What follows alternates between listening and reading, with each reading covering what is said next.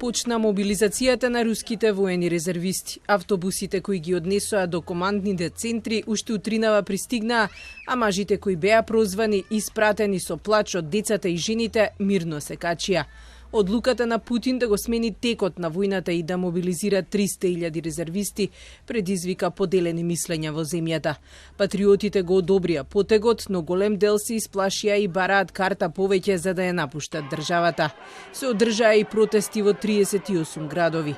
Уапсени се над 1300 луѓе кои според организаторите од затворите биле директно регрутирани и распределени.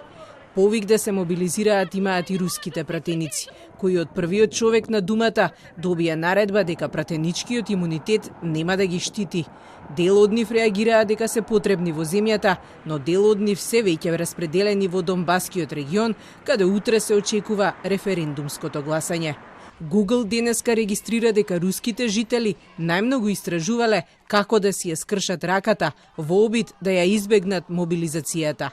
Во меѓувреме, Украина денеска го слави најголемото ослободување на воени заробеници од почетокот на војната.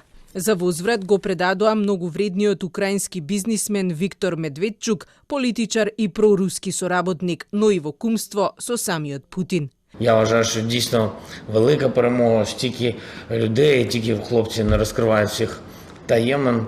Не 200 ми повернули, всього ми повернули трішечки більше. Ми ще побачимо наших хлопців з іншої групи. В цілому, що можу сказати?